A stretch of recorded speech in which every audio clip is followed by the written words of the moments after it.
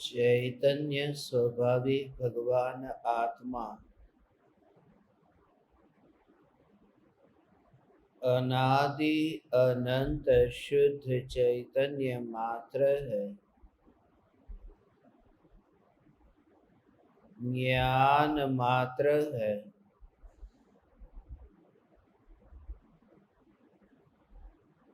मैं शुद्ध चैतन्य मात्र, ज्ञान मात्र, भगवान आत्मा हूँ।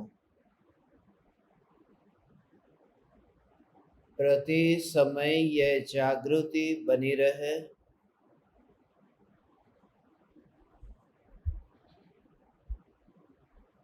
कि मैं समस्त ऋणानुबंध से पार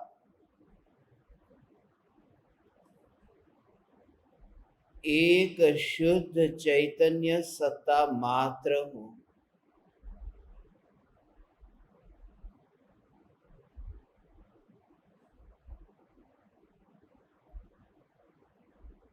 मेरे अनंत गुण ही मेरा परिवार है। मेरे असंख्य प्रदेश ही मेरा लोक है। मेरी अनंत शक्तियां ही मेरा समाज है।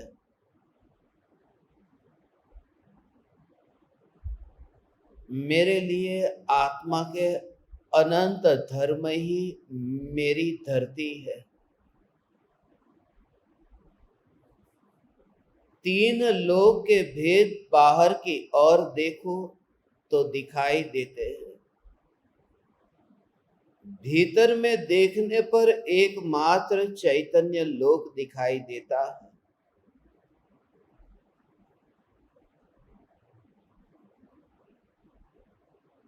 जो मात्र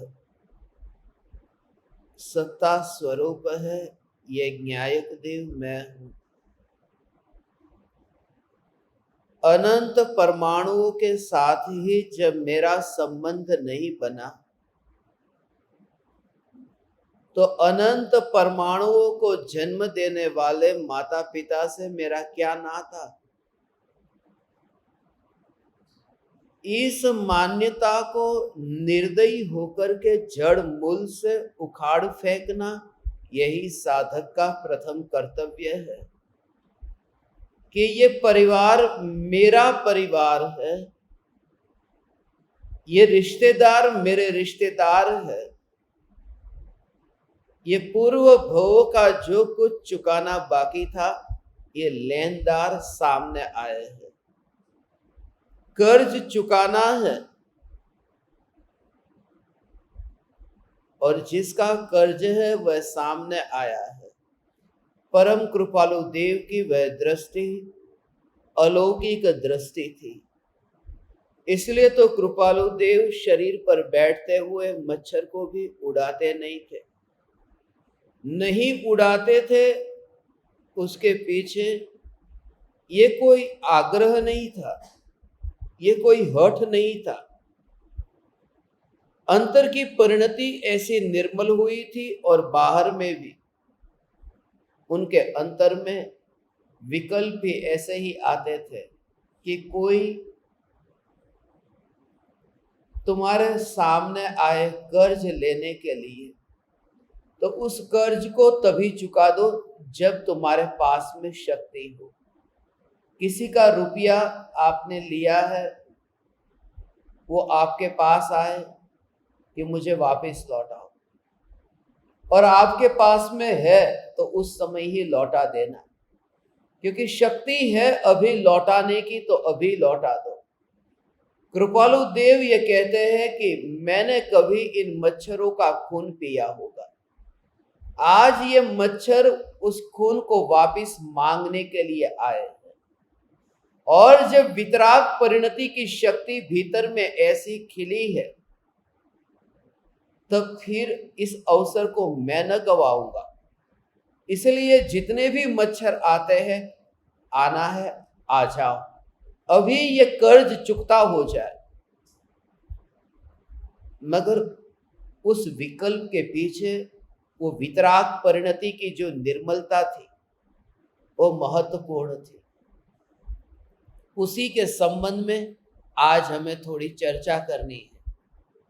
आज जिस पत्र पर हम चर्चा करने जा रहे हैं ये कृपालु देव की स्वयं की अंतर की दशा और परिवार के बीच में रह करके ऊब जाना ये कितना जरूरी है।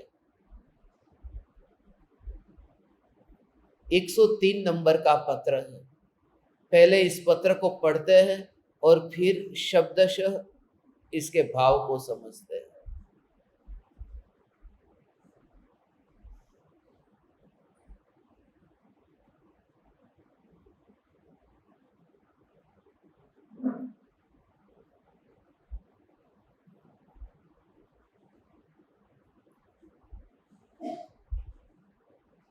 इस पत्र में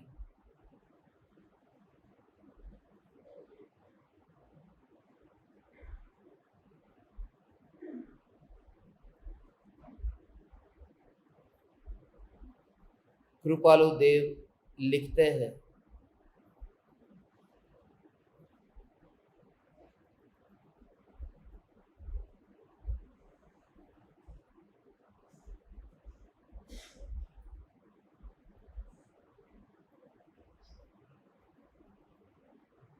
मुंबई से ये पत्र लिखा है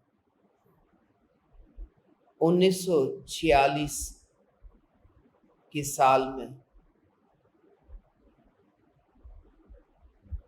कुटुंब रूपी काजल की कोठड़ी में निवास करने से संसार बढ़ता है।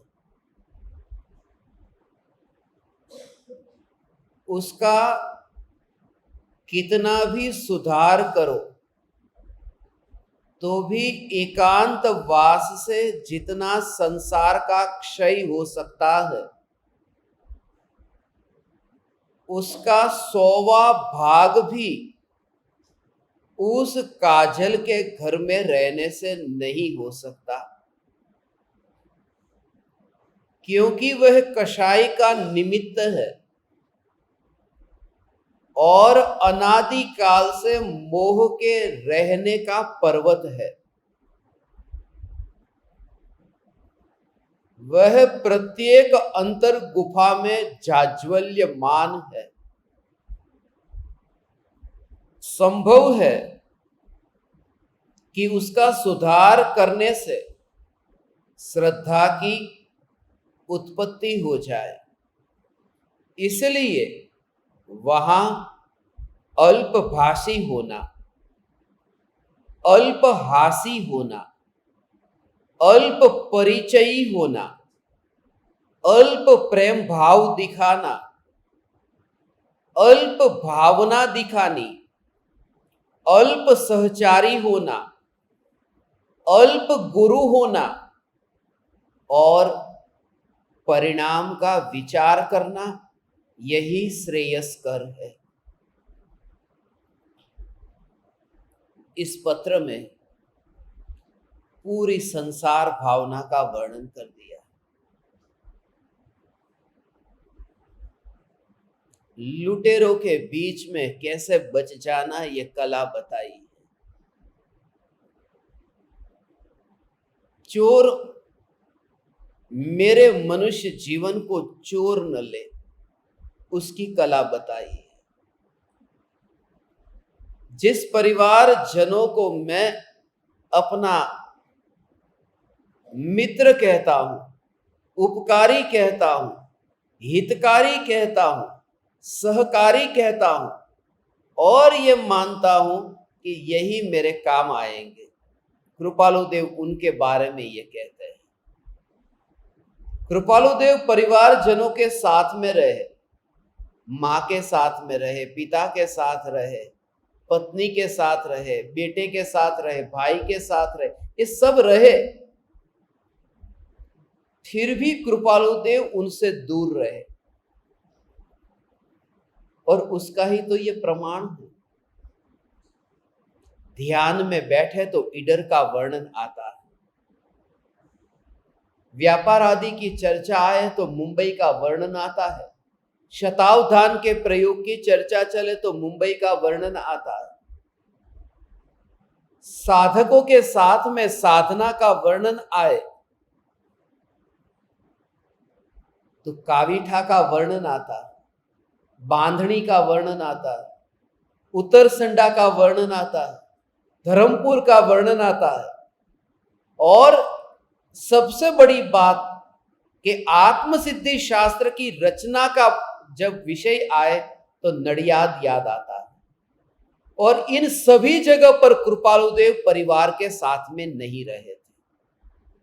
ये परम कृपालुदेव की दशा, गृहस्थ दशा में थे, फिर भी वे काजल की काल कोठरी से दूर हो गए थे। ये पत्र मुझे सबसे ज्यादा प्रीतिकर लगा क्योंकि परिवार जनों को छोड़ करके एकांत में रहने का निर्णय जो मैंने लिया, इन लुटेरों से दूर जाकर के गजपंथा में रहने का निर्णय लिया, इस पत्र के कारण। यह पत्र द्वेष पैदा नहीं कराता, यह पत्र जगाता है, यह पत्र सावधान करता है, बेहोशों को जगाता है। इसलिए तो कृपालु देव थोड़े दिन पहले ही मुझे गजपंथा के नासिक के स्मशान में स्मरण आए थे। तभी ये भाव आया कि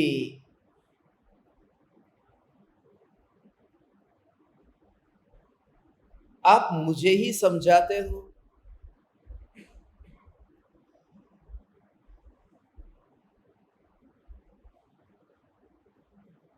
थोड़ा इस जड़ को भी समझाओ, इन संयोगों को भी समझाओ। और कृपालु देव का उत्तर आया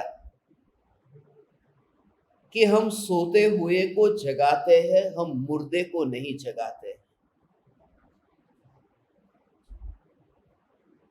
ये देह और देह के संयोगों के साथ हम चर्चा ही नहीं करते। हम तो जो सोया हुआ आत्मा है उसे जगाते हैं, देह तो त्रिकाल मुर्दा है। हम मुर्दे के ऑपरेशन की बात ही नहीं करते, हम पोस्टमार्टम नहीं करते, हम मांस के साथ में खेलते नहीं। तो फिर मुझे ये भाव कृपालुदेव क्यों आया? कृपालुदेव कहते हैं कि तू भी मांस के साथ मुर्दे के साथ में खेलना बंद कर दे। मैंने कहा मैं कहां मांस के साथ खेलता हूं, मांस की दुकान भी नासिक में होती, गुजरता हूं तो भी वहां ध्यान करने का मन नहीं करता। आंखों के सामने वो दृश्य देख नहीं पाता कि मुर्गों को आंखों के सामने काटा जा रहा है। मैं कहा मांस के साथ मुर्दे के साथ में खेल रहा हूं। कृपालु देव कहते हैं ये जो विकल्प के बारे में शंका पैदा हुई ने, ये विकल्प मुझे क्यों होते हैं? तो विकल्प का पोस्टमार्टम कर रहा है और वे विकल्प मुर्दा है, तो मुर्दे का पोस्टमार्टम मत कर, उसकी छानबीन करना बंद कर दे कि ये विकल्प क्यों होते हैं, कैसे होते हैं। उन विकल्पों का पोस्टमार्टम करना माने मुर्दे का पोस्टमार्टम करना।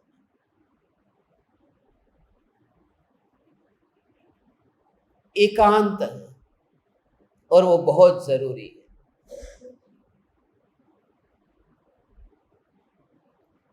परिवार जनों की संगति में रह करके लाभ बहुत होगा। समय पर भोजन मिलेगा, समय पर पानी मिलेगा, समय पर दवाई मिलेगी, सब मिलेगा। मगर समय समय पर फिर सिरदर्द भी मिलेगा। समय समय पर विकल्पों की जाल में भी फंसना होगा। इसलिए मेरा स्मशान भला है। इसलिए कुछ दिन के लिए यहां आपके आने के एक दिन पहले यहां पर आया, और जिस दिन आप निकलेंगे उस दिन फिर यहां से निकल जाऊंगा। फिर तो कब आना होगा पता नहीं। द्वेष नहीं है, मगर ये वचन अंदर में टंकोत्कीर्ण हो गए। परिवार जनों से जितना दूर रह सको उतना रहना। परिवार जनों से, परिवार जन के प्रति द्वेष नहीं है, मगर जिस माहौल में रहोगे तुम्हारी दशा अधूरी है। कृपालु देव ये कहते हैं, ये चौथे काल की बात नहीं है, ये छठे काल की बात नहीं है। अभी जिस माहौल में हम रहते हैं वहां तुम स्वयं विचार करो। तुम यहां इतने दिन तक पत्नी के साथ में रहोगे, जरा विचार करना, पत्नी के साथ में रहोगे, तुम्हें कितनी बार पत्नी को भोगने का भाव आता है। और उसी पत्नी के साथ में तुम जब आलीशान उस गद्दे पर सोते हो या फिर उस आलीशान महल में बंगले में रहते हो, तब वो भाव कैसा आता। सीधी सी बात है कि अभी दशा ऐसी है कि जैसे निमित्त में जाता हूं उस प्रकार के भाव आते हैं, तो असद निमित्तों से क्यों न बचूं मैं, स्वच्छंदी न होऊंगा और बचूंगा। इसलिए परम कृपालु देव का वचन है, जब तक जीव की दृष्टि निमित्ताधीन है तब तक सद निमित्तों में रहना जीव का कर्तव्य है।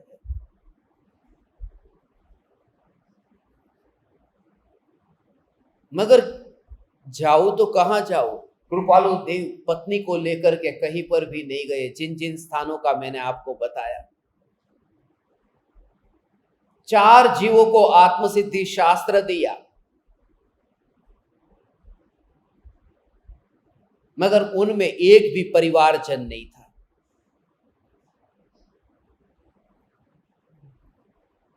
ये कि बचपन से उनके साथ बड़े हुए हैं, इस काल की बात करता हूं। आपको आपका बेटा नहीं समझ सकता, वो कहेगा मां कहां जाकर के बैठी इस झंझट में, घर छोड़ करके जल्दी से घर आ जा।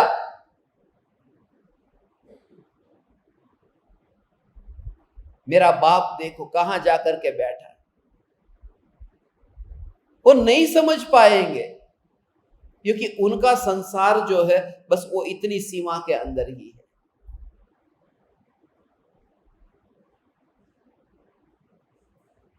काजल की काल कोठरी से शुरुआत की। देखो, कुटुंब रूपी काजल की कोठरी, ये कोठरी, कोठरी शब्द नो प्रयोग करो, कोठी में बंद कर दिया। जेल की कोठरी होती है ना, ऐसी काजल की, काजल कहा। काजल क्यों कहा? दाग लग जाता है। जैसे काजल है, काजल में दाग लगता है, कलंक लगता है, और उस निमित्त में रह करके तेरे चारित्र में बहुत कलंक लगने की संभावना है। इसलिए तू भरत चक्रवर्ती के दृष्टांत मत लेना, तो कृपाणु देव के दृष्टांत लेना, क्योंकि जिस काल में तू है उस काल में भरत चक्रवर्ती के दृष्टांत काम न आएंगे।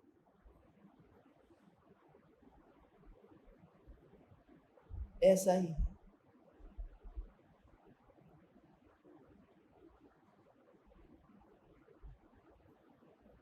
सहज ही उन निमित्तों से बच जाते हैं, उससे संसार बढ़ता है, बढ़ता है, रोज रोज रोज रोज, और बेहोशी से भरा हुआ पूरा जीवन लगता ही नहीं। और ये आप सब जानते हैं, सब परेशान है एक दूसरे से, और झूठा नाटक है। बाप बेटे से परेशान है, बेटा बाप से परेशान है, फिर भी रह नहीं सकते एक दूसरे के बिना, परेशान है। बाप कुछ भी बोलता है, बेटा कहता है चुप, आपको नहीं समझ में आएगा ये सब, आपका जमाना नहीं, आपका जमाना गया। जो बाप बोलना सिखाता है वह बेटा बाप को चुप रहना सिखाता है।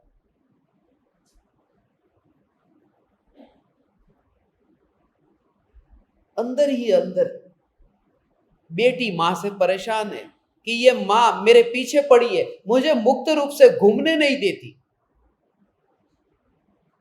मेरे प्रेमी को मिलने जाना है, जाने नहीं देती, कारागृह है। मां बेटी से परेशान है। एक बेटी जिसने मेरी भर जवानी को छीन लिया, मैं कितनी सुंदर दिखती थी, इसके जन्म देते ही मैं देखो बूढ़ी होने लगी। ये ऊपर ऊपर का जो मीठा प्रेम दिखता है वो है नहीं, अंदर में बहुत जहर भरा पड़ा है। ये स्वीट पॉइजन है, मीठा जहर है ये संसार।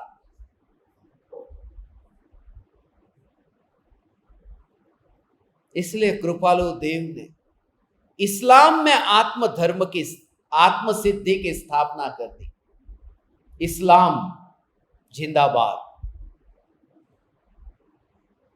मैं मक्का में था तब इस्लाम जिंदाबाद ये भाव आया था। कृपालु देव 4 जीवों को आत्म सिद्धि शास्त्र देते हैं, इस्लाम को दिया। कृपालु देव खुद कहते हैं ISLAM, इस्लाम। ISLAM। एस माने सौभाग्य भाई, एल माने लघुराज स्वामी, ए माने अंबालाल भाई, एम माने मणि भाई। ISLAM, इस्लाम जिंदाबाद। गदर का डायलॉग नहीं बोल रहा हूं।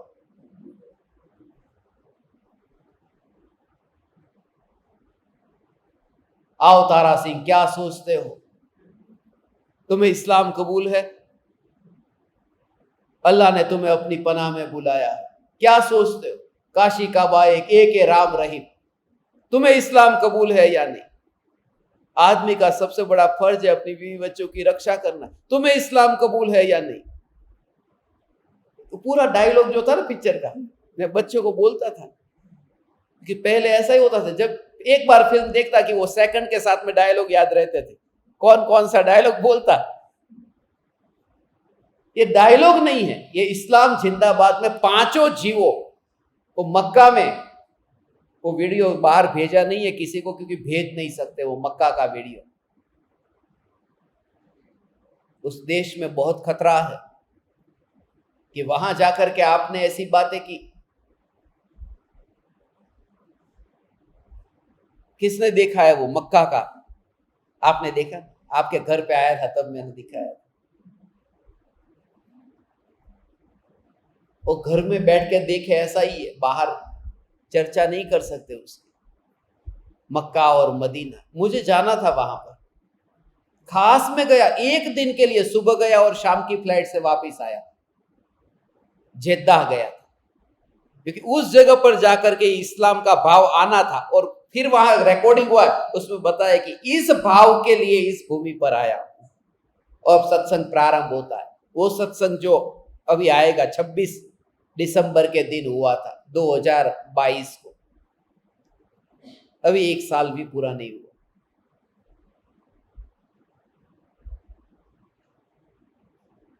कृपालु देव ने परिवार जनों को किसी को आत्मसिद्धि शास्त्र नहीं दिया, पराये को दिया। गुरुदेव ने बोध दिया, गुरुदेव के योग में रह करके बेंसरी बहन ने पाया, निहाल चंद जी सोगानी जी ने पाया, मगर उजम्बा ने नहीं पाया, मोतीचंद भाई ने नहीं पाया कि अरे बचपन में छोटी सी उम्र में वह तो विदा हो चुके, मगर परिवार का एकाध कोई तो होना चाहिए ना, नहीं पाया। मैं इन्हें अच्छी तरह जानता हूं, ये हमारे घर का है, बचपन से मैंने उसको देखा है, वो जो बात करता है सब मुझे पता है। वह भाव जो है इस काल में कृपालु देव कहते नहीं आएगा, इसलिए परिवार जनों से दूर रहना, तुम्हें नहीं समझ पाएंगे वो, एकांत में रहना। उसका कितना भी सुधार करो तो भी एकांतवास से जितना संसार का क्षय हो सकता है, उसका 100वां हिस्सा भी, 100वां भाग भी उस काजल के घर में रहने से नहीं हो सकता। 100वां भाग पण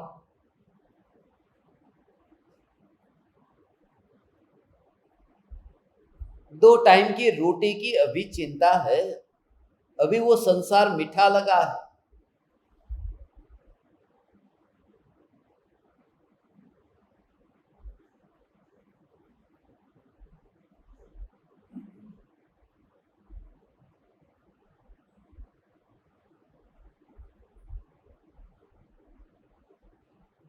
नहीं, एकांत में रहना,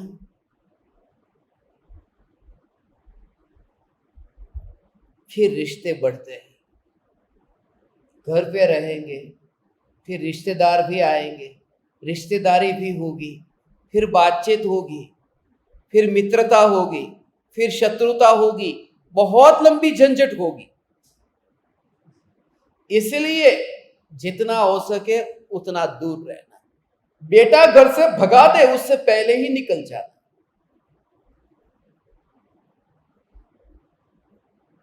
वैसे भी आजकल बेटे को अच्छा नहीं लगता, उनको कुछ भी सुधारो, सुनना अच्छा नहीं लगता। चुप होकर के एकांत में। और अब जो कहते हैं, क्योंकि वह कषाय का निमित्त है, अनादि काल से मोह के रहने का पर्वत है।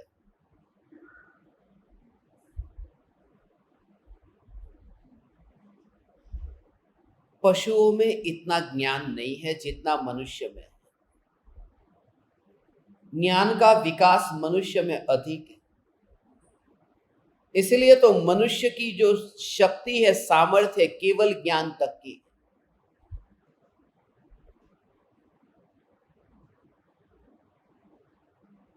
तो जानवर की नहीं है।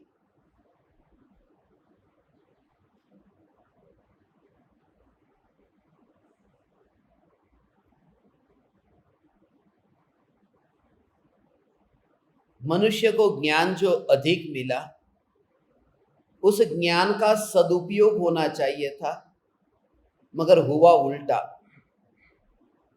पशुओं में ऐसे रिश्ते नहीं होते जैसे मनुष्य में होते हैं। पशुओं में माता पिता तो होते हैं, मगर पशुओं में चाचा चाची नहीं होते, मामा मामी नहीं होते, बुआ और फूफा ये सब नहीं होते। मामा जी ससुर, चाचा जी ससुर, ये ससुर दूर दूर का, वो सब पशुओं में नहीं होता। मनुष्य को पशुओं से ज्यादा ऊंचा ज्ञान मिला, એટલું વધારે જ્ઞાન મનુષ્યને મળ્યું પશુઓ કરતા। કેટલું જ્ઞાનનો ઉઘાડ કેટલો મળ્યો, અને એ જ્ઞાનનો ઉપયોગ આ કાકા મામા બનાવવામાં કર્યો। कहां कहां जोड़ करके दूर दूर। ये मनुष्य भोग का तुम खुद विचार करना, ये पागलपन लगेगा, ये कहां लंबा लंबा लंबा फैला है। जानवर भी इतना नहीं फैलता।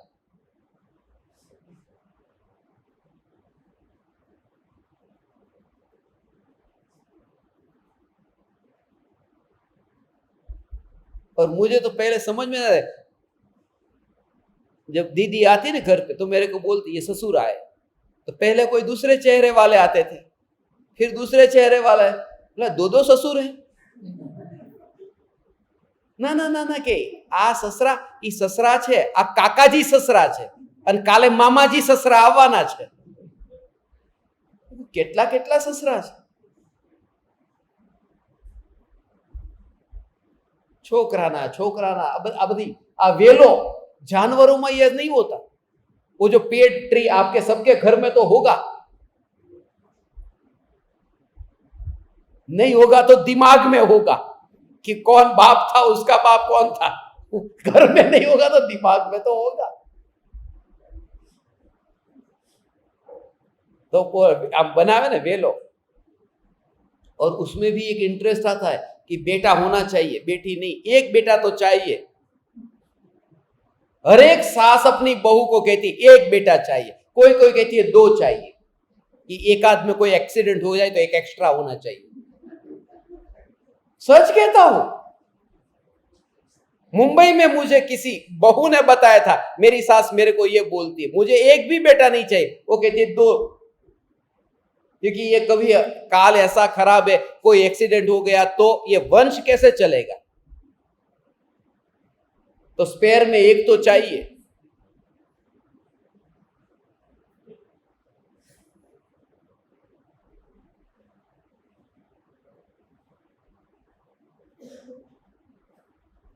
कारण के वेलो વધારવો છે आगे। बेटा लड़की एक होगी, दूसरी होगी, तीसरी होगी, तो भी ये बच्चे पैदा करते जब तक बेटा ना हो जाए। इसलिए मैंने बहुत जगह देखा है, 2 बेटी होती है, 1 बेटा होता है, 3 बेटी है और 1 बेटा है, वो उसका ही वेट कर रहे थे, बाकी ट्रायल चल रहा था कि अभी बेटा आ जाए तो फिर बस अब नहीं चाहिए, पहला ही बेटा आ जाता तो इतना संसार नहीं। पहले ही बेटे, अरे छोकरी आवी, दूसरी आई कि छोकरी आवी, तीसरा आया कि हाँ अब शुद्धात्मा आया, अब नहीं, शुद्धात्मा के बाद में अब कोई नहीं। ये तुम सब जगह देखना। हमारी भी 3 बहन बड़ी थी, फिर 3 भाई हुए, बस अब नहीं, आधा डजन बहुत हो गया।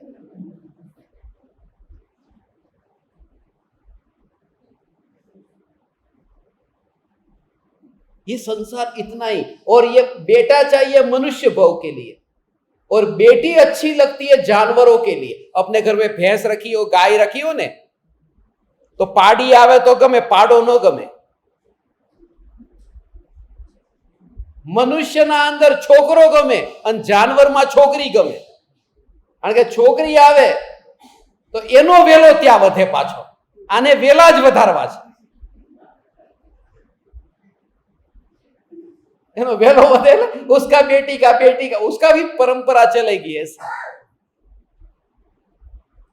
ये सब जो चाल है, ये जो माया जाल है, वो सब जिसने समझ ली, अब वो खिसक के थोड़ा दूर अब रहता है, अब इन झंझटों में नहीं आता।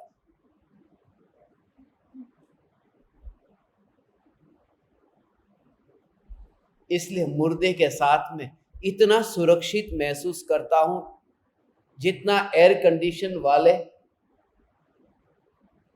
इस कमरे में भी नहीं करता, इस आश्रम में भी नहीं करता, उतना मुर्दे के साथ में ऐसा ही लगता है। वो जो भाव आता है, हाश ये बैठे हैं नासिक के, जो मुझे सब जगह लेके जाते ना, जैसे ही मैं जाता हूं नासिक में पैर रखा कि पहले स्मशान में ही, कहीं नहीं जाता। हम निकलते ना वहां से रास्ते से, तो भी अपना स्मशान, इसलिए थोड़ा फासला कर दिया, वो स्मशान भी ऐसा लगता है अपना स्मशान। इसलिए एक ही स्मशान में जाना बंद कर दिया, दूसरे में भी जाने लगे, कहीं गड़बड़ न हो जाए कि उस स्मशान में भी भाव आ जाए कि अपना वाला स्मशान। थोड़े दिन पहले ऐसा हुआ था, कोई मिलने के लिए आ रहा था कि मैं आपको कहाँ मिलूं, मिला कि स्मशान में मैं जा रहा हूं, आप आना। ओके ओके, हाँ, सी यू इन स्मशान। स्मशान में मिलते हैं। वળી विचरतो स्मशान में। ये स्मशान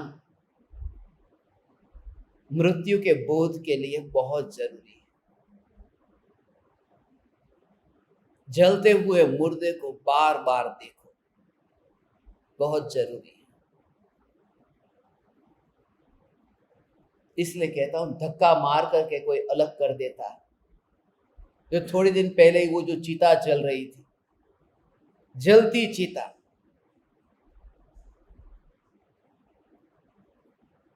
कोई भी नहीं था उस चिता के पास। बेटा आया था बाहर गांव से, उसकी फ्लाइट का टाइम था, वो चला गया। बेटे की ट्रेन थी, वो चला गया। और तीसरा कि 2 चले गए तो मैं क्यों रुकूं, वो भी चला गया। और चिता जल रही है। बोले घर वाले ही नहीं रुके तो बाहर वाले क्या रुकेंगे?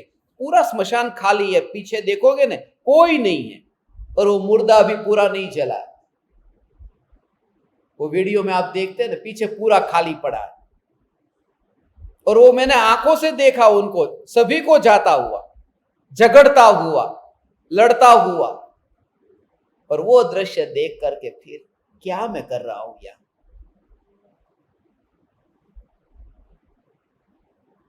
अब कोई मेरी मां नहीं है, कोई मेरा बाप नहीं, क्योंकि ये देह ही मेरा नहीं है।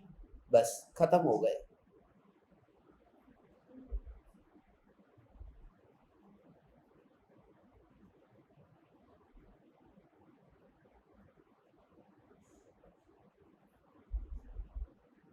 भावलिंगी मुनिराज छठे सातवें गुण स्थान में वास करते हैं। एक कषाय चौकड़ी का उदय अभी बाकी है, 3 का उदय, 3 कषाय चौकड़ी का उदय तो अब समाप्त हो गए। अब तो बिल्कुल किनारा आ गया ना, फिर उन्हें क्या जरूरत है जंगल में रहने की? नगर में रह सकते हैं ना, क्योंकि कचरा अंदर नहीं है, फिर कहीं पर भी रहो, क्या फर्क पड़ता है? फर्क पड़ता है। एक कषाई चौकड़ी अभी बाकी है, और जब तक इतना भी कषाई बाकी है तब तक गृहस्थ की संगति में रहना बहुत बड़ा खतरा है। जानवरों के साथ खतरा नहीं है, सांप के साथ रहते हैं, वाघ के साथ रहते हैं, मगर परिवार के साथ नहीं रहते, क्योंकि जानवर शरीर को खाते हैं और ये परिवारजन माथा खाते हैं। और साधना के लिए शरीर जितना जरूरी नहीं है उतना ये माथा जरूरी है, और परिवारजन उसे ही खा जाते हैं, इसलिए उसे बचा करके वे निकल जाते हैं। शरीर का जो होगा सो होगा, भूखा रहेगा, पेट खाली रहेगा, वो चल जाएगा। इसलिए मेरे लिए हित इच्छने वाले हितेच्छु बहुत है। इन्होंने मुझे कहा आपकी दवाई का ध्यान कौन रखेगा, खाने का ध्यान गजपंथा में कौन रखेगा? मैंने एक व्यवस्था की है कि कोई ध्यान रखेगा आपका, मार डाला। इधर से बच के उधर जा रहा हूं, और वहां कोई फिर ध्यान रखने आएगा, एक नया संसार बसेगा। नहीं चाहिए, कोई ध्यान रखने वाला नहीं चाहिए। एकांत, बस एकांत माने एकांत। मुझे तो तुम भी नहीं चाहिए। उस भूमि पर तो ऐसा अनुभव के बस कि बस वहां दूसरा अंदर जा ही नहीं सकता। ये गली इतनी सकड़ी है, ये मार्ग इतना सकड़ा है, यहां दूसरा साथ में नहीं चल सकता, यहां अकेले ही जाया जा सकता, यहां दूसरे के लिए जगह नहीं है। यदि घर में ही रहना होता तो बहुत बंगले बने हैं।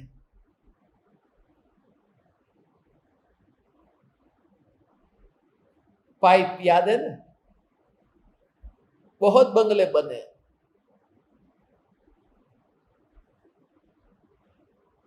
दिया हुआ डिपॉजिट भी लाख रुपए का जाने दिया है, नहीं चाहिए, रख तेरे पास। इनको पता है, सब पता है, नहीं चाहिए। घर नहीं चाहिए, नहीं चाहिए 4 दीवार के भीतर अववास। स्मशान की चिता भली, पेड़ की छाया भली, पहाड़ का शिखर भला, नदी का किनारा भला, और भूमि शयन भला।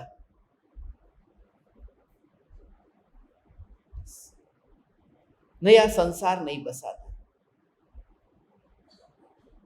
खाने की बात, वो भी सब हो जाता है। पेट में भोजन नहीं हो तो इतना कष्ट नहीं होता जितना संयोगों के विकल्प से होता है, उन विकल्पों से होता है। रोटी के ऊपर घी नहीं होता, चल जाता है।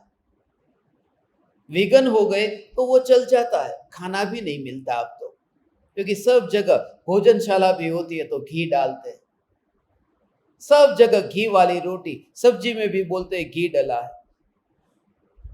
दाल ढोकली कई भोजनशाला में तो उसमें भी घी डाला है। खिचड़ी बनी उसमें भी घी डाला है। अब खाना मिलता नहीं तो गाठिया खा के पेट भरो। केले भी कितने खाओ,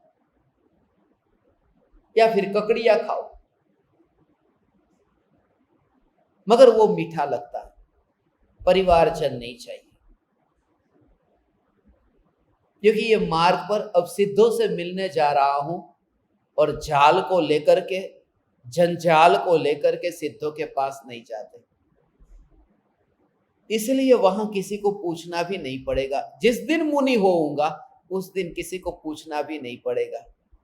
उधर ही जैसे मुनि के बाल और नाखून मिलते हैं, ऐसे ही इस देह के वस्त्र उस गजबंधा के पहाड़ पर कभी मिल जाएंगे।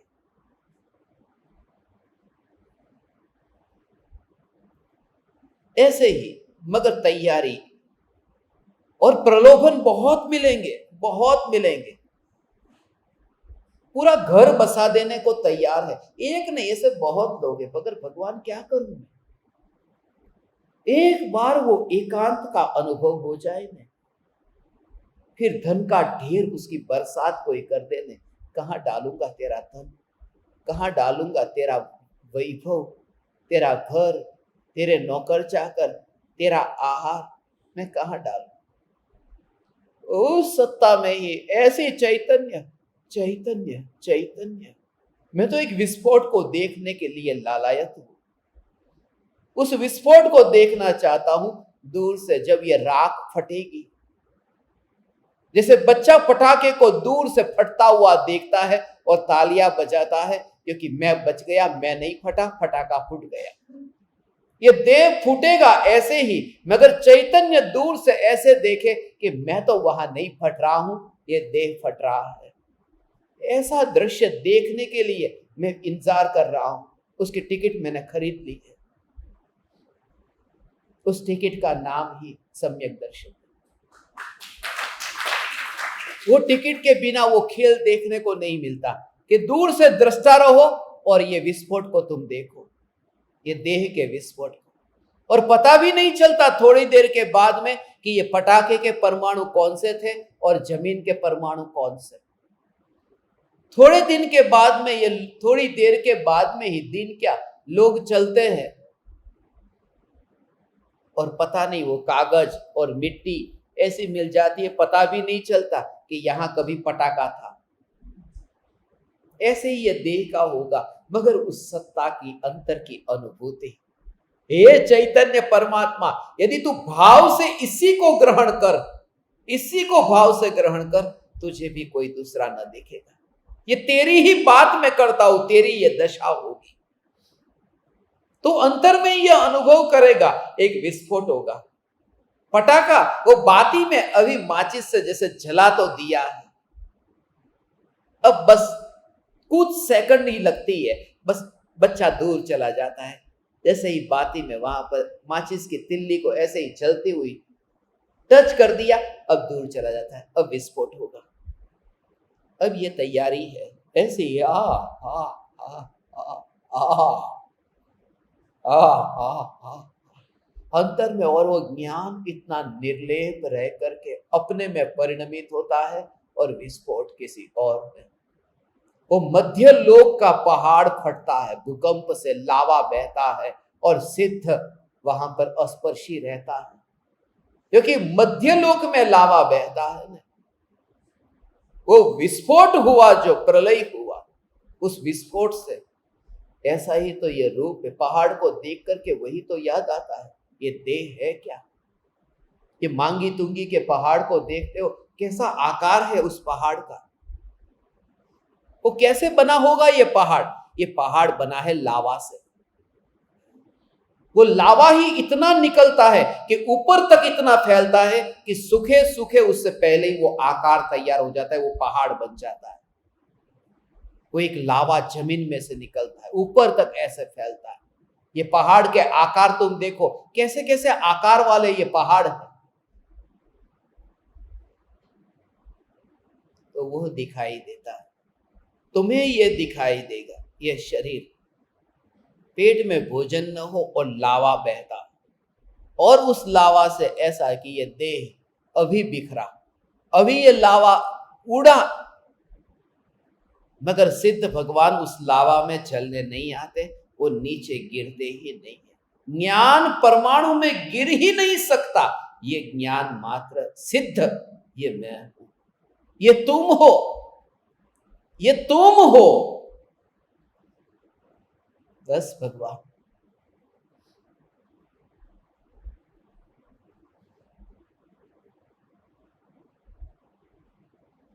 ये उत्तम योग है। मैं धन्य भागी समझता हूं आप समस्त ज्ञान दीपकों के प्रेम को पाकर के। बहुत प्रेम मिला है, आपने बहुत प्रेम दिया, इतना प्रेम। कभी सामने से धन न मांगना पड़ा और धन बरसा दिया, कभी कपड़े नहीं मांगने पड़े, कपड़े पहना दिए, कभी भोजन न मांगना पड़ा, तरह तरह के पकवान खिला दिए। तुमने तो अपना प्रेम व्यक्त कर दिया, मुझे तो व्यक्त करने दो, और मेरे प्रेम को तुम तो ग्रहण करो।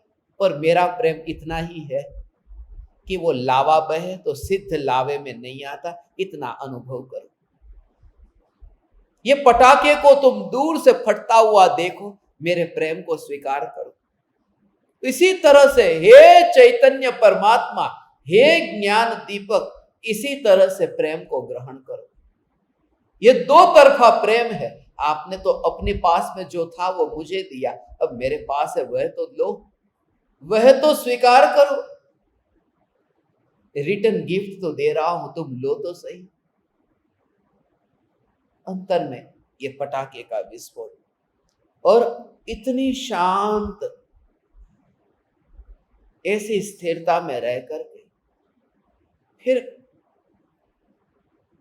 एक समय के लिए भी शोक ना होगा। ये शरीर छूट रहा है, इसलिए मेरी मृत्यु के बाद में शोक सभा रखने का मना कर दिया। मत रखना शोक सभा, मृत्यु के बाद में शोक की सभा मत रखना, अशोक सभा रखना। अशोक सभा माने निर्विकल्प ध्यान का ऐसा मेला भरा हो। ओई चैतन्य चैतन्य चैतन्य चैतन्य, ऐसा अंतर में अनुभव हो। यही श्रद्धांजलि, ऐसी भावना। ये जो कृपालु देव कहते हैं, ये तुम मोह के अंदर कहीं फंसो मत, वरना ये परिवार मोह का पर्वत है। इतने कारागृह में बंधे हुए, और वो बांधता नहीं है, मैं बंधा। बेटे ने 4 दिन के लिए आने की अनुमति दी। यदि बेटा ही नहीं होता तो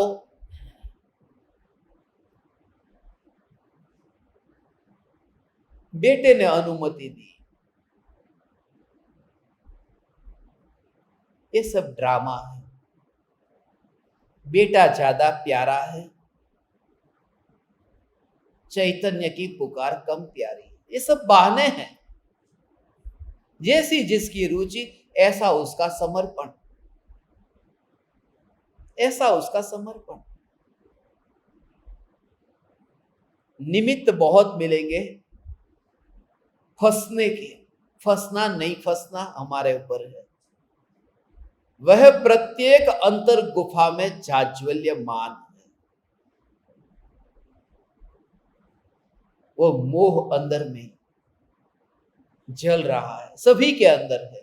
वो मोह की अग्नि में खुद ही जलता है।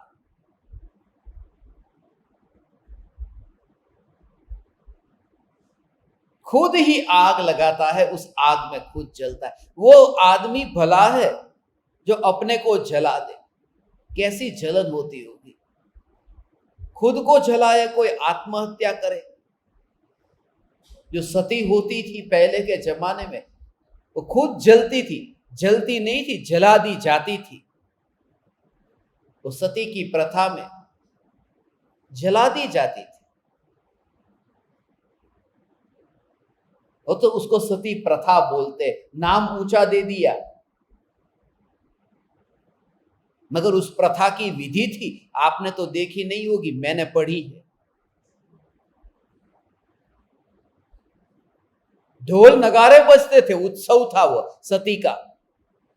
इतने ढोल बजते, इतनी तालियां बजती, और चारों ओर इतनी भीड़ होती, इतनी धूल होती, इतना नाच गान ऐसा होता था।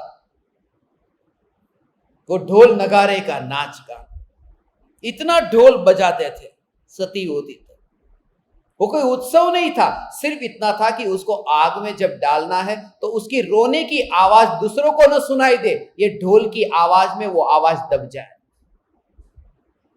वो धूल इसलिए उड़ाई जाती थी कि उसे चिता से बाहर निकलने का कहीं रास्ता ही न दिखाई दे, इतनी धूल ऊपर उड़ती थी। ये सब मायाजाल था। खुद जब कोई जलता है, कैसे जलेगा? आग में हाथ ऐसे जल जाता है तो तुरंत उंगली हटा देते हैं। अब पूरा शरीर जब जलता हो तो कैसा होता होगा? कृपालु देव कहते हैं प्रत्येक अज्ञानी ने खुद के अंदर ऐसी आग लगाई है और मोह की आग से जल रहा है, अंतर गुफा में जाज्वल्यमान है। संभव है कि उसका सुधार करने से श्रद्धा की उत्पत्ति हो जाए। अभी भी अवसर है, सुधार हो सकता है। अभी भी कुछ भी नहीं लूटा, जब से जागे तब से सवेरा। इसलिए अब यदि रहना ही है परिवार के साथ में तो तुम्हारी मर्जी, मगर इतना अब जरूर करना कि वहां अल्पभाषी होना, अल्प बोलना, ज्यादा बोलना मत, क्योंकि जितनी झंझट होगी वह बोलने से होगी।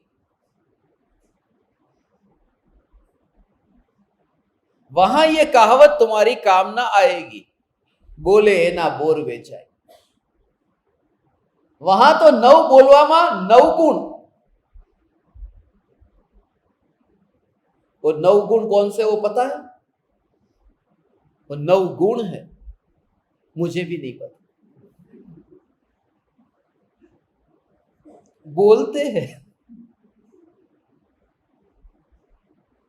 नव बोलवा नव गुण। अल्पभाषी होना, जिनके साथ विवाद हुआ कुछ बोल करके हुआ, लिख करके हुआ, खत लिख करके हुआ, मैसेज लिख करके हुआ, कम्युनिकेशन अब कम कर देना। तुम्हारे आजकल फोन ही नहीं आते, पहले तो बहुत आते थे। तुम खुद देखोगे ना, मोबाइल में इतने कॉन्टेक्ट्स है ना, इसमें ज्यादातर तो फालतू ही होंगे, डिलीट करो उनको। आज काम ये करना कॉन्टेक्ट लिस्ट में, कल मैं आपको पूछूंगा आपकी कॉन्टेक्ट लिस्ट में कितने हैं। कल देखता हूं सबसे कम कॉन्टेक्ट लिस्ट में किसकी कॉन्टेक्ट लिस्ट में कम से कम है, कल हम यहां पर वो पूछेंगे। देख लेना मोबाइल के कॉन्टेक्ट के लिस्ट में।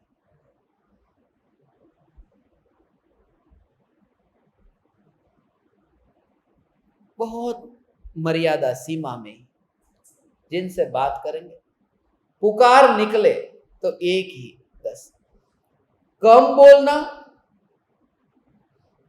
जो बोले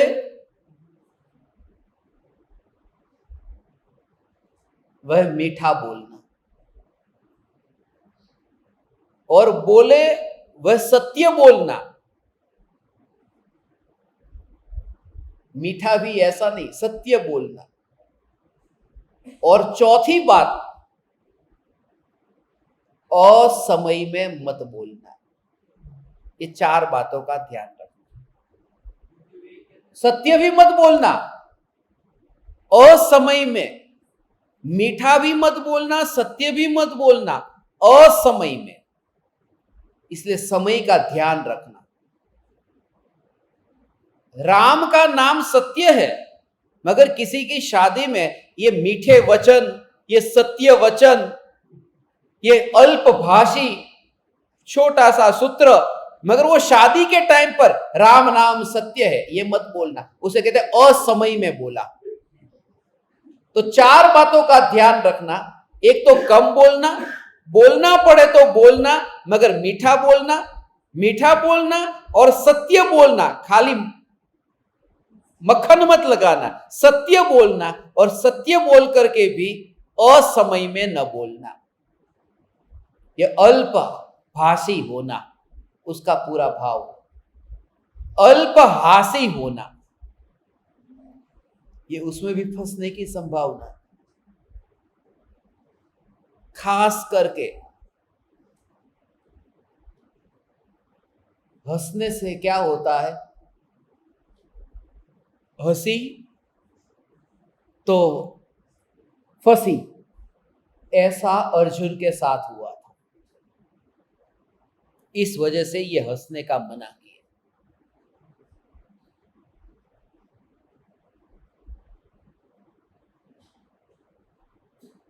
अर्जुन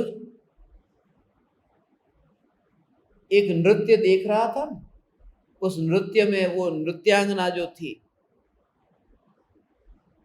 देवांगना जो थी, उसको देख करके ही वो ऐसा रूप देखा उसका कि अर्जुन से रहा नहीं गया कि स्माइल दे दी। एक हास्य स्फुरित हुआ, वो तो चली गई, खेल खत्म हो गया वहां का। मगर रात को अर्जुन के बेडरूम में आई, अर्जुन तो देख के ही चौंक गए कि ये क्या। तो उसने कहा ये क्या। अब ओवर स्मार्ट भी होते हो, एक बार स्माइल देकर के इशारे से बुला लिया, अब फिर कहते हो कि यहां क्यों आई। बोले कि स्माइल तो दी थी, मगर अर्जुन ने पूर्व भव में निदान बंध किया था। निदान बंध का अर्थ कि जो भाव पाया ने, ऐसा ही फिर अगले भव में ऐसा फल मिले, ऐसा।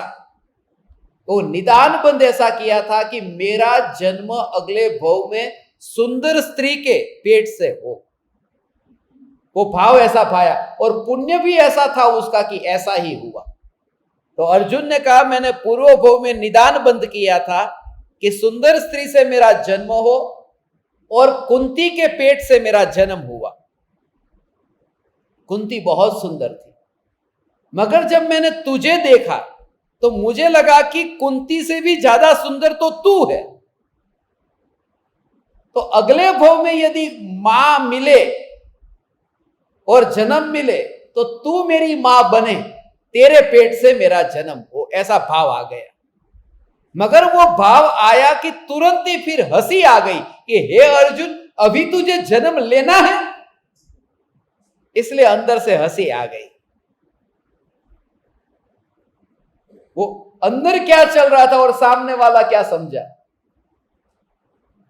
ये तो इतनी हंसी से इतनी गड़बड़ हो गई। इसलिए कृपालुदेव कहते अल्पहासी होना,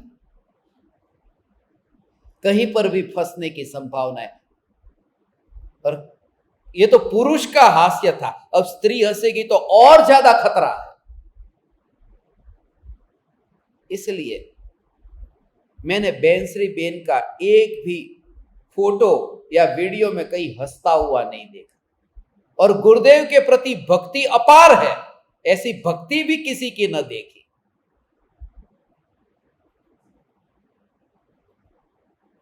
वो वितराग भक्ति है, बेंसरी बेन की भक्ति वितराग भक्ति। सराग भक्ति होती है, दूसरी वितराग भक्ति होती है। सराग भक्ति राग की आग वाली होती है, जिसमें उल्लास होता है, जिसमें हास्य भी होता है, जिसमें नाचगान होता है। बेंसरी बेन का कहीं नाचगान वाला देखा है ऐसा? कोई नहीं। और वो असली आदर करते हैं। अल्पहासी होना, अल्प परिचयी होना, ये खास। परिचय कम करना। શું નામ તમારું? क्या नाम आपका?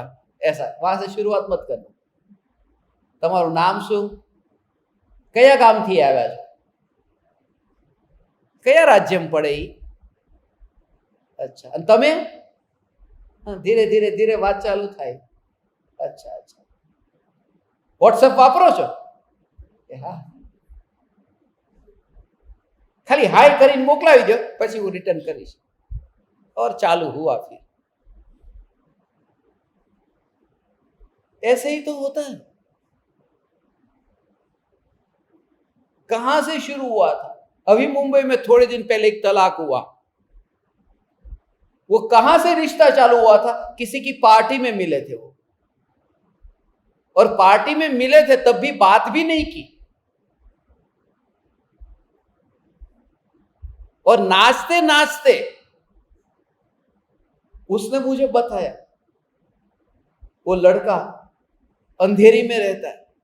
उसने मुझे बताया कि हमारा ऐसा हुआ, मगर फिर भी नाचते नाचते, अब नाचता रहे तू, अब वो नाचते नाचते ऐसे ही, वो लड़की सामने थी, वो ऐसे ही नाच रहा था, ऐसे, पहले ऐसे नाचा, फिर ऐसे नाचा, ऐसा, फिर ऐसे नाच रहा था। तो ऐसे करके पहले ऐसे नाचा, माने 9, फिर ये 8, फिर ये 2, फिर 0, ऐसे करते उस लड़की ने मोबाइल नंबर डाल रहा था, वो 10 आंकड़े का नंबर ऐसे ही दे दिया, और उस लड़की का मिस कॉल आ गया कि बस खत्म। ऐसे ऐसे करते करते फिर तू ऐसा ही करता रहे, नाचता रहे जिंदगी पर। 2 साल रहे साथ में, तलाक हो गया।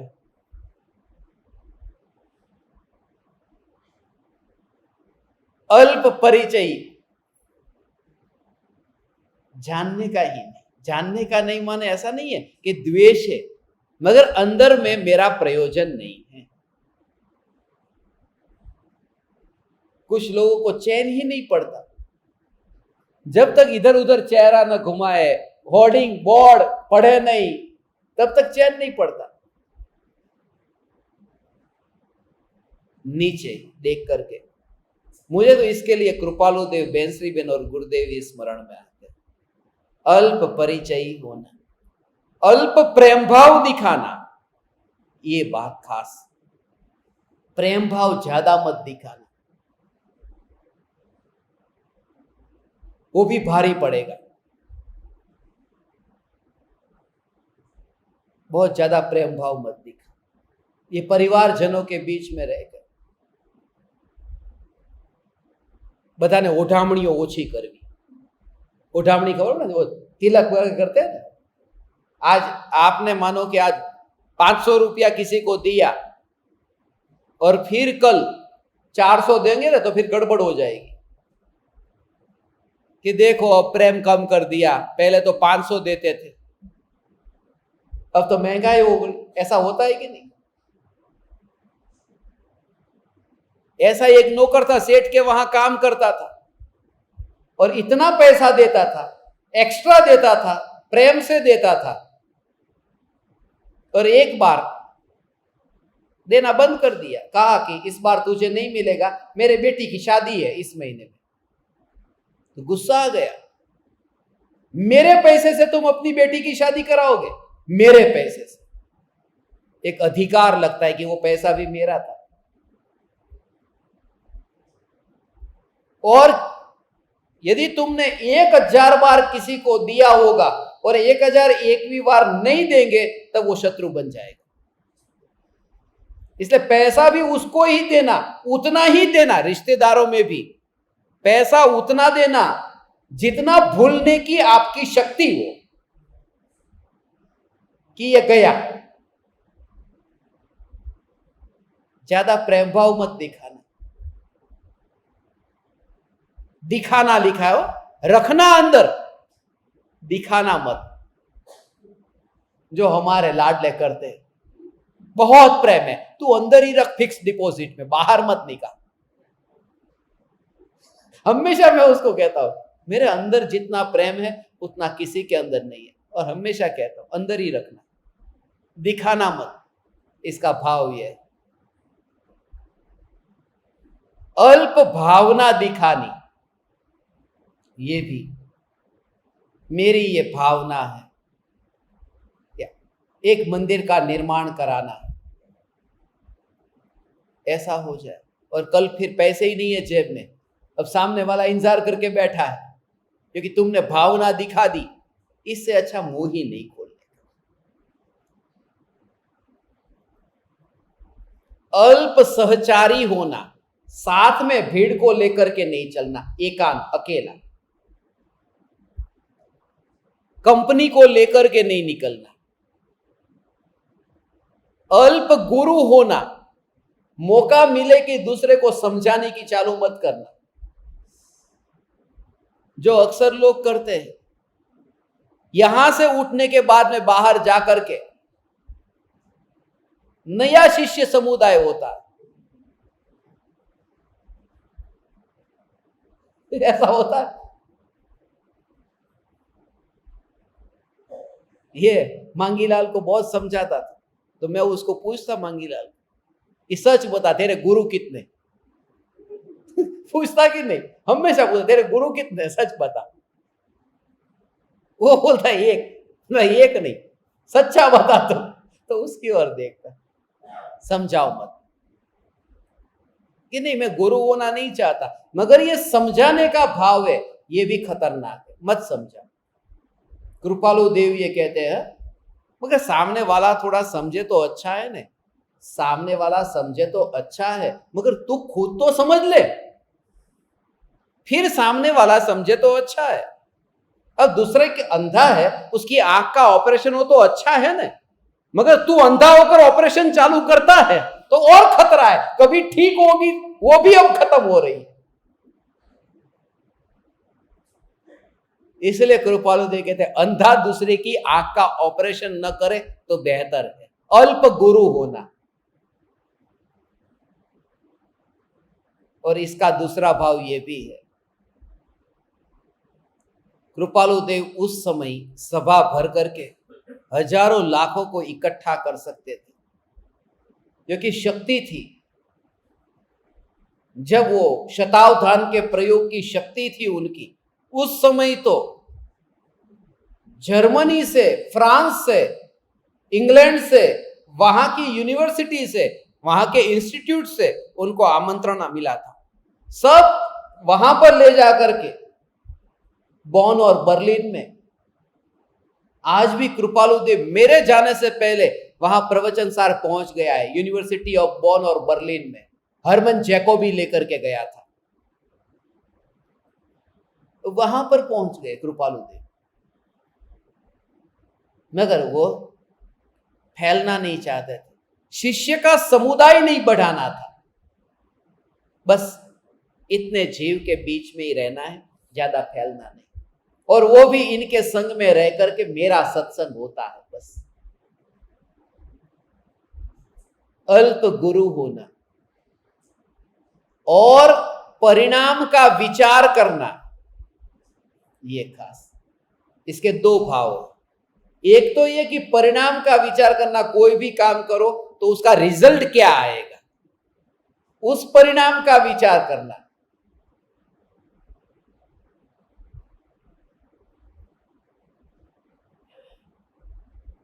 ऐसा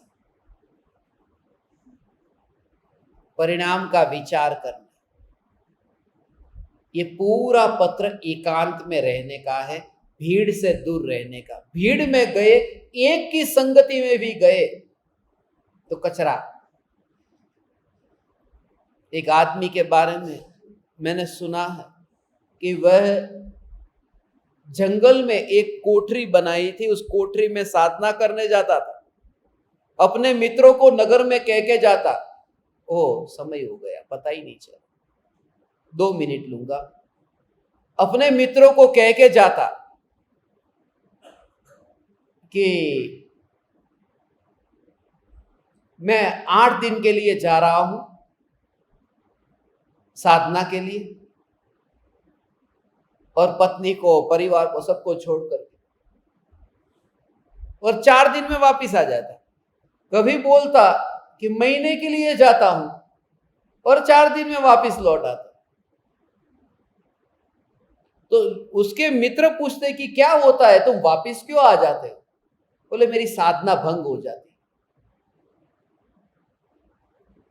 जिस झोपड़ी में मैं रहता हूं, उस झोपड़ी में थोड़ा बहुत पानी भरने के लिए, बर्तन करने के लिए मैंने एक औरत रखी है, बिल्कुल काली कलूटी है, मगर जब पत्नी नहीं होती तो उसको देख करके भी विकार होने लगता। एकांत में हूं और कोई दूसरा नहीं है।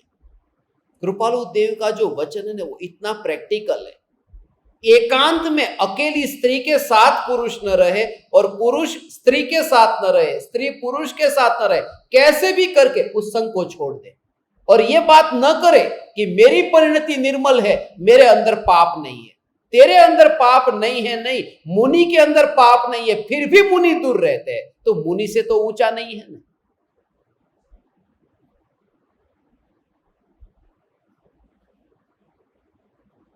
फिर तू उसे देखेगा, वो तुझे देखेगी, फिर हंसेंगे, फिर बातें होगी, फिर तालियां बजेगी, ताली से ताली, लेन से देन होगी, और फिर वो नया संसार बसेगा। ऐसे ही तो होता है, हाथ से हाथ खाली मिलता है, कभी सोचा भी नहीं हो, और बच्चे पैदा हो जाते। माइकल जैक्सन का ऐसा ही तो हुआ था, चौंकाने वाला समाचार। उसकी जो दूसरी पत्नी थी, कि इतने इतने उनके फैंस थे, इतने दीवाने उनके फैंस, करोड़ों लोग थे, और कोई नहीं मिला। और उसकी नर्स से ही वो गर्भवती हो गई, उसकी नर्स माइकल जैक्सन की। और राजकुमारी से शादी हुई थी, उसको छोड़ दिया था, तलाक हो गया था पहली पत्नी के साथ तो। और वो हाथ खाली वो सेवा करती थी, नर्स है ना, वो हाथ से हाथ मिलते ही मामला वहां पहुंच गया, ये गर्भवती हो गई। और फिर शादी की, शादी के 3 महीने के बाद में बच्चे को जन्म दिया। 6ठा महीना चल रहा था जब उसकी शादी हुई, तब उसकी पत्नी तो हुई नहीं थी, नर्स थी उसकी, डेबी रो नाम था उसका। इसलिए अकेला पुरुष अकेली स्त्री के साथ में एकांत में किसी भी हालत में न रहे, ये प्रयोग है, कृपालु देव सावधान करते हैं। परिणाम का विचार करना यही श्रेयस्कर है। ये कुटुंब रूपी काजल की कोठरी में निवास करने से संसार बढ़ता है, उसका हमने संक्षिप्त में भाव समझने का प्रयास किया।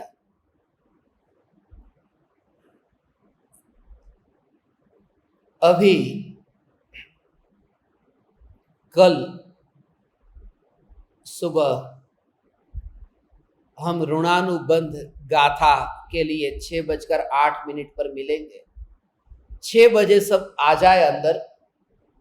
ये बहाना कल नहीं चाहिए कि अलार्म नहीं बजा था, नींद इतनी आ रही थी। यदि इतनी ज्यादा नींद आती है तो पत्नी को अलग और पति को अलग सुलाना पड़ेगा।